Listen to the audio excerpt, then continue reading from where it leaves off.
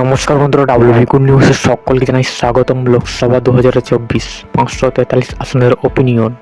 2024-এ India জোট না NDA, কোন দল ক্ষমতায়? ভিডিওটি শুরু করার পূর্বে সবার কাছে ছোট্ট রিকোয়েস্ট, চ্যানেল নতুন হলে চ্যানেলটি অতি অবশ্যই সাবস্ক্রাইব করে রাখবেন সবার আগে আপডেট পাওয়ার জন্য। চলুন প্রথমেই আমরা শুরু করব উত্তরপ্রদেশ রাজ্য। তো এই রাজ্যে টোটাল লোকসভা সিট রয়েছে 80টি এবং বর্তমান মুখ্যমন্ত্রী রয়েছে এনডিএর তরফ থেকে যোগী আদিত্যনাথ। তো উত্তরপ্রদেশ রাজ্যে 2024 সালে ইন্ডিয়া জোট পেতে পারে 30টি সিট এবং এনডিএ জোট বিজেপি পেতে পারে 49টি আসন এবং আদার্স পেতে পারে 1টি আসন, অর্থাৎ 2024 সালে। পরবর্তী রাজ্য মহারাষ্ট্র। মহারাষ্ট্রের বর্তমান মুখ্যমন্ত্রী রয়েছে একনাথ শিন্ডে, অর্থাৎ শিবসেনার তরফ থেকে। 2024 সালে মহারাষ্ট্র লোকসভা আসনের 48টি কেন্দ্রের এনডিএ জোট পেতে পারে 20টি সিট এবং ইন্ডিয়া জোট কংগ্রেস পেতে পারে 28টি আসন।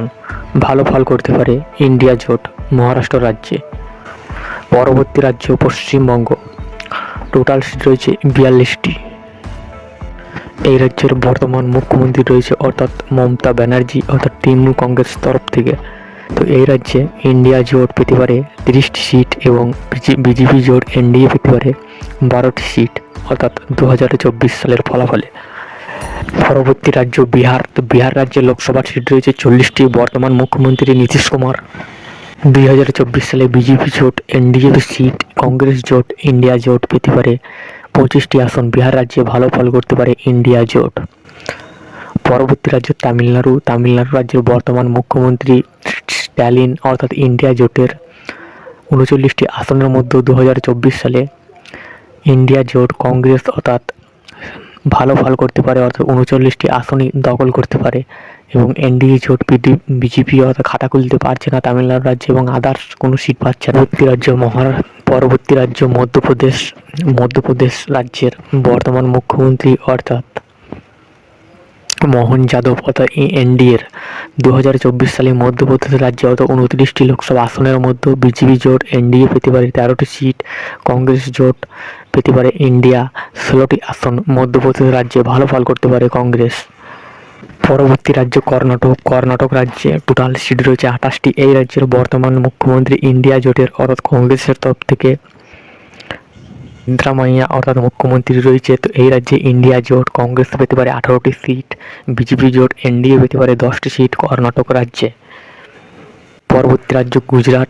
গুজরাট রাজ্যের বর্তমান অর্থাৎ এনডিএ জোটের মুখ্যমন্ত্রী রয়েছে গুজরাট রাজ্যে 26টি লোকসভা আসনের মধ্যে বিজেপি জোট পেতে পারে 21টি সিট, কংগ্রেস জোট এনডিএ পেতে পারে ইন্ডিয়া পেতে পারে 5টি সিট। গুজরাট রাজ্যে ভালো ফল করতে পারে এনডিএ। পরবর্তী রাজ্য অন্ধ্রপ্রদেশ। তো অন্ধ্রপ্রদেশ রাজ্যে টোটাল সিট রয়েছে 25টি।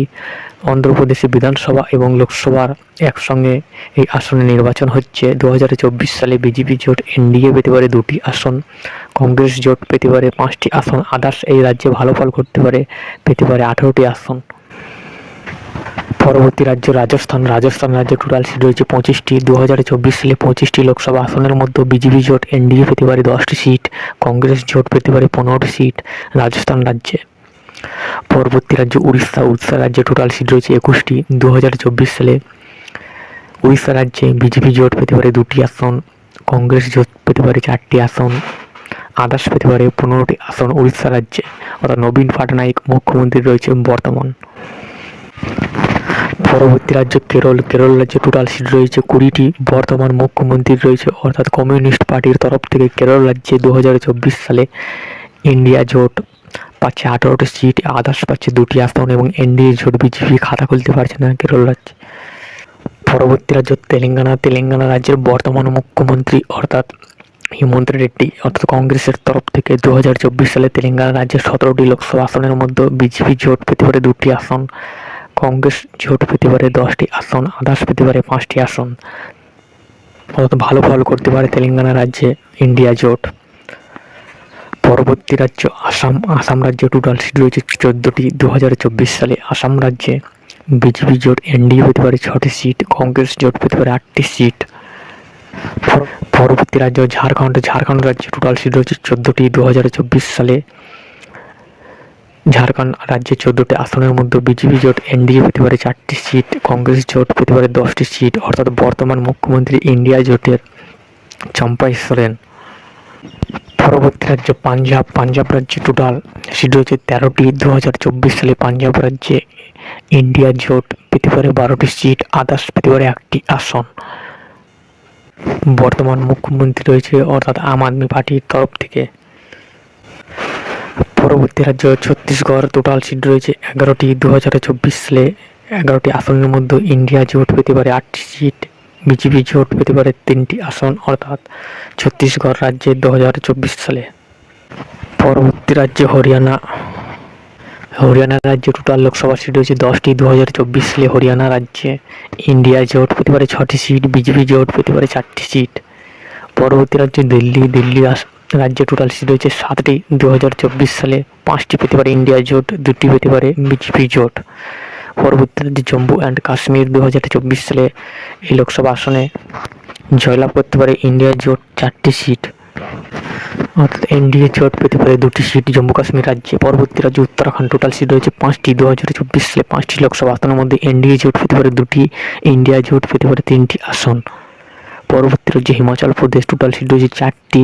ইন্ডিয়া জোট পেতে পারে 3টি, এনডিএ পেতে পারে 1টি আসন। পরবর্তী রাজ্য মণিপুর, টোটাল সিট 2টি, ইন্ডিয়া জোটের পক্ষে আসতে পারে 2টি সিট।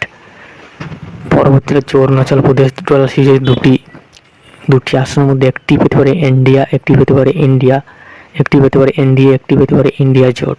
পরবর্তী রাজ্য মেঘালয়, টোটাল সিট 2টি, ইন্ডিয়ার পক্ষে 1টি, এনডিএর পক্ষে 1টি যেতে পারে। তো আপনারা অবশ্যই 532 আসনের সমীক্ষা অর্থাৎ আজকে আপনাদের সামনে তুলে ধরলাম, তো অবশ্যই কমেন্টে রায় জানাবেন।